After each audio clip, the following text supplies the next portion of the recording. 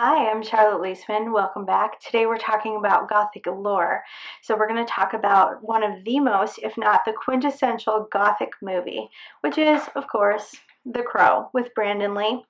So if you haven't seen it, I would highly recommend it. It was released in 1994, so a few years ago, but definitely still worth seeing.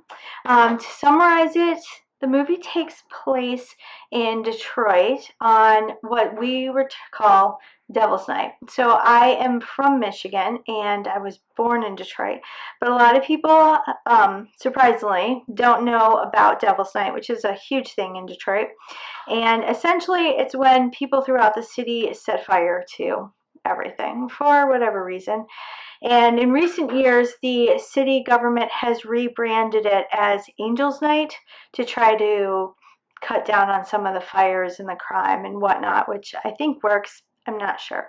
Anyways, the point is the movie takes place on this night, and there are two characters, Eric Draven and his fiancée Shelley, and they are due to be married the next day on Halloween. What becomes clear as the movie goes on is that Shelley has been stirring up the residents and fighting some of the tenant evictions that are happening throughout the area. All of this is happening because of a local overlord named Top Dollar, of all things.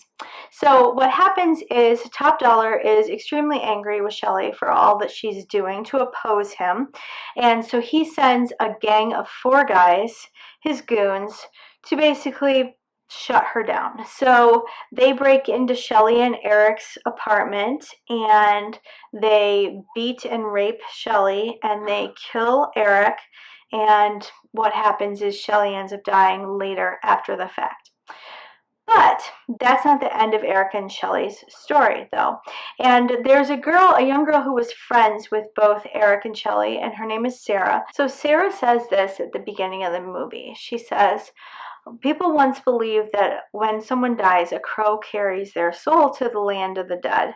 But sometimes something so terrible happens that a terrible sadness is carried with it. Then sometimes, just sometimes, the crow can bring that soul back to put the wrong things right. That sets the stage for everything that happens throughout the rest of the movie. A year after that tragic event, the crow wakes Eric from the dead, and then he goes on a rampage to exact vengeance against the men who tortured and killed his fiancée. So, why is this movie Gothic? So that's the first thing we're going to talk about here. So at the beginning, Sarah is the one who actually voices the theme. She says, if two people are meant to be together, nothing can keep them apart. The crow is essentially the force that puts all things right. So there are two ways in which that theme plays out. On one side, it's about the righting of all of the wrongs that have happened in the past, and on the other side, it's about Eric and Shelley being reunited forever. So in a sense, this is a very, very spiritual theme. We're talking about two things that go together very closely. We're talking about the rightings of all wrongs. So whether everything that goes wrong in this world will be righted at some point in the future, probably after our deaths. In the movie, it takes place that way, after Eric and Shelley have died. The wrongs are put right. And then also it talks about the love between two people endures beyond death. And we've seen this elsewhere. We've seen this in Wuthering Heights, of course, as well. So it's a very spiritual theme. The director, Alex Provost, uses at least 3 very Gothic tropes in order to demonstrate this theme. And the first one of these is darkness. So the movie takes place entirely at night, which I don't think that's an accident. It didn't have to take place at night at all. There was no reason for the story to require that. I think the darkness definitely symbolizes the fact that Eric is technically dead, and he is back from the dead, and it's understood that it's most likely a temporary return from the dead. So the darkness definitely symbolizes his death. But I think the darkness is meant to symbolize a whole lot more. I think it's meant to symbolize what's wrong in Eric's life. So he comes back from the dead and he learns all that happened to his fiance. She endured 30 hours of torment before she died, which he wouldn't have known because he had died by that point. And then he also learns that the men who did this to her are still alive and well and running rampant in the city. The darkness is the symbolism of what is going on in Eric's life and all that is wrong. And what's interesting, and another reason why I think it means that, is that if you look at the final scene when Eric is reunited with Shelley in the graveyard, there is a very interesting quality of light in that scene. So it's still nighttime. Eric's still dead, of course. Shelley's still dead. But there is this increasing luminescence, as if the moon is now visible because the rain has stopped, or as if dawn is breaking. It's not entirely certain which. The filmmakers don't exactly show the light source, but there definitely is an increased quality of light that parallels the fact that Eric and Shelley are now reunited. So all that was wrong in the darkness is now being eclipsed by the dawning of the light from whatever source.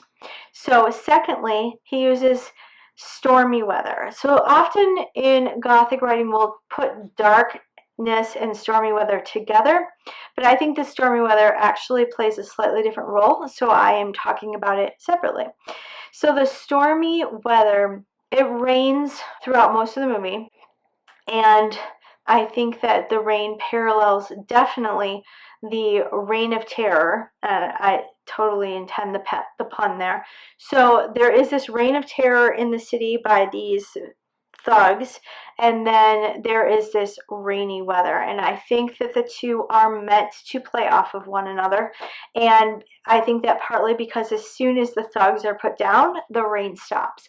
So the fact that they act in conjunction with one another implies that the rain is meant to symbolically represent the need to have all of those wrongs, all those thugs put down, and the goodness restored to the world, or at least to the city. Last, of course, but not least, is the crow.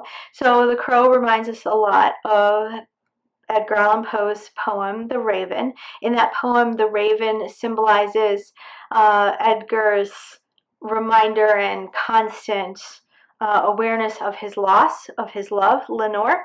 And the same can be said in a lot of ways for the crow in the movie, except in the movie, the crow is actually able to give Eric so many other things. So the crow brings Eric back from the dead.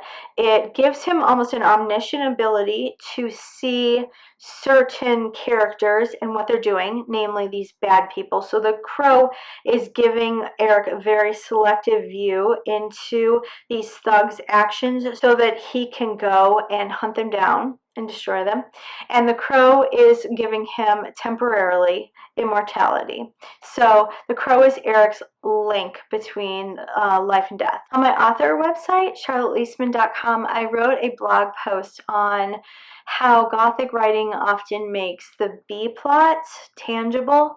And by that I mean the thematic plot, the plot that lies beneath the surface, is made tangible through various tropes. And we see that playing out very much through this crow. So the crow is essentially like Eric's need to right the wrongs that were done against himself and against Shelley, and his need to be reunited with his fiance. And the crow is really that force and that element that allows him to bring about the thematic conclusion of what he needs the most.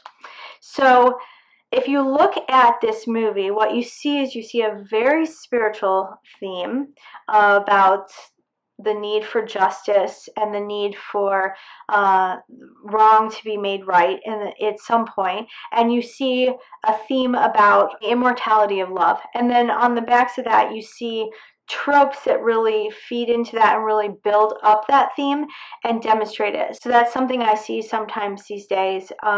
People who throw in dark and stormy weather or a raven or crow or something like that just for the sake of making it Gothic, which really isn't terribly Gothic. But in this case, we see these elements, these tropes, utilized to really support a very Gothic theme. And that's what really makes this movie particularly Gothic. A Gothic theme and tropes that exist to support that Gothic theme. So one other thing I thought would be fun is to consider a couple of questions that the movie raises. And one of those questions is the preoccupation with eyes. So if you watch the movie, you will see from start to finish, the writers have used the symbolism of the eye. So for example, Top Dollar and his girlfriend's sister, Micah, they take the eyes of people they kill. And then Eric is able to see what happened to Shelley through the eyes of the police inspector, Albrecht. So he actually enters into his eyes and sees. And then at the end of the movie, when the crow kills Micah, he takes her eyes, he pokes her eyes out. Top Dollar makes comments about the eyes, power being in the eyes. So the question is, what is the thematic relevance of the eyes, and why is Micah taking them? And on the surface, she's taking them for ritualistic magic or some occultist purpose. But look beyond that and ask yourself at a thematic level, why is Micah taking the eyes of people? And the second question is, at the very end, Eric passes something along to Top Dollar. He's able to give him something, and it's that something that kills Top Dollar. But the question is why? It didn't have to kill him. Why does it kill him? And how is that relevant thematically, and does it have anything to do with the eyes that we just talked about? If you like this video, give it a thumbs up, subscribe to my channel, and don't forget to ring that bell so that you'll be alerted to every time I issue a new video. I post videos on Fridays, so until then, stay undead, my friend.